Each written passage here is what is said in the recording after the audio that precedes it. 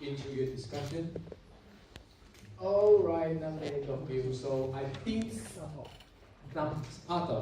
you. So I think this is time we also would like to invite the channels come on the stage and let all of us, we can ask some questions for them. Probably during your discussion, why you cannot use their method, their structure smoothly, and how to use it. Maybe you face some problem and you would like to ask them. So let's welcome Richard and Basiri. So let's make it quick. Do you have any questions? Like my telephone number, my line ID? I don't want that. You guys are giving me chairs. I'm good. Thank you. So, I have a question actually, just as I asked. Mary. No, okay.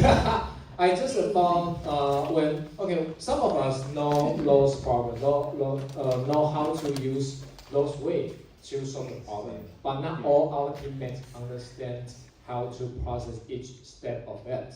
So my question is how to lead them to go this way. That is the most efficient way to solve the problem. For example, like the direction on the Richard, you said, okay, we must be positive and creative and supportive. But some of the team members, actually, they are not that creative. If you ask them to be creative, it's just like you ask them to die. And for Bashir's structure, I just follow the rule, SOP of the company or something else. You ask me to think out of the box. Come on, that is not the way we do. Okay, I don't want to follow your way. Okay, let me answer your question quickly. Yeah. You don't ask them to be positive. You don't ask them to be supportive. You be the person who showed that way. Yes. Yes. Yes. Yes. I take myself for example. When I joined Zhongli Toastmaster Club for 3 years, I only been absent to the meeting once. Why? It's not relevant.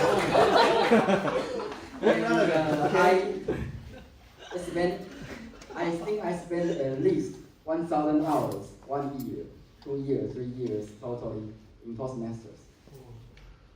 And I believe some members they will be changed. They want to follow that way because let me tell you something. When I first joined Toastmasters, I don't speak this way. I'm very nervous. I cannot make a complete sentence. I make a lot of grammar mistakes. I make a lot of so. But you see, I become better by practicing. So if you want to motivate your team members, you motivate yourself to become that member that you want more people to become. And you become that person first, the people will follow you.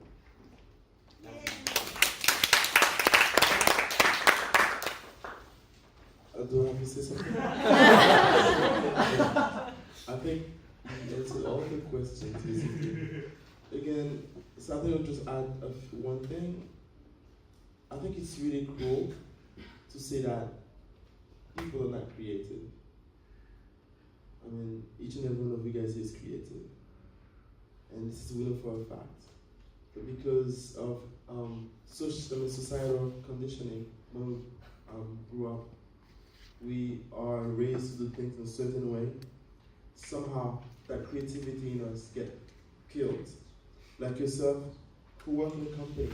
And of course, you have to follow SOP. I'm not asking you to go and break those SOPs. But because you've been doing this your whole life, no one has ever encouraged you to do something differently. So you believe that you're not creative. Hence, you won't act creatively. So I heard for a fact that everyone is creative. And if you, just like Richard said it, if you try to foster an environment of creativity, then I can promise you 100% that you will have creative solutions. Thank you.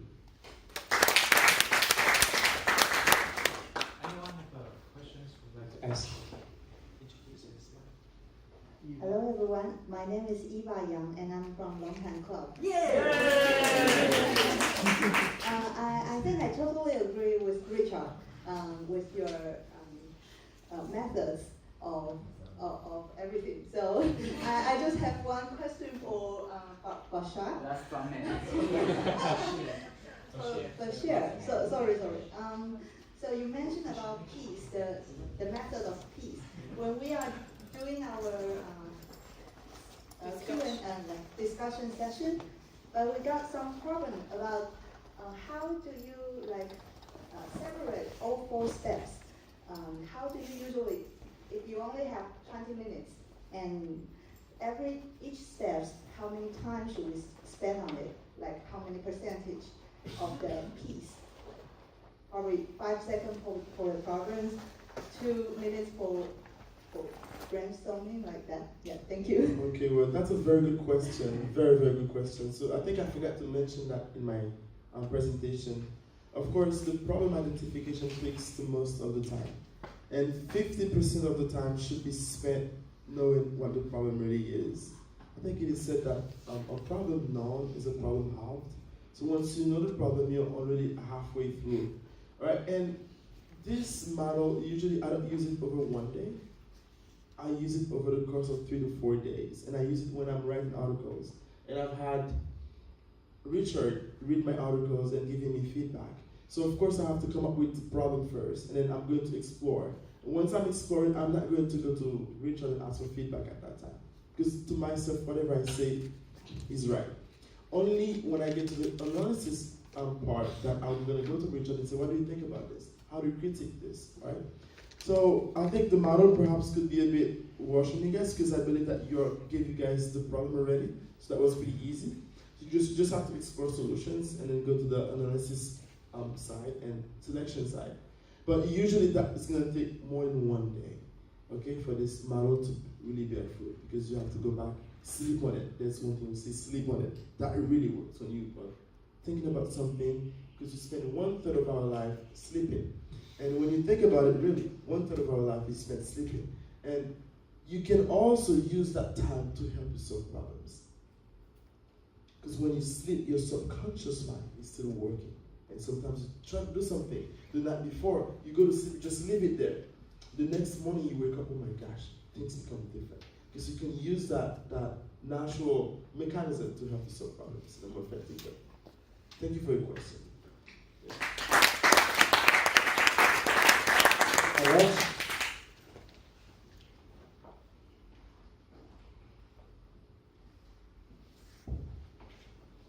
So no more question?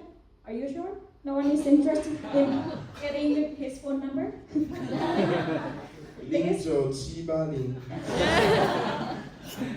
That's it? Okay, let's get a big applause to Yeah. Richard.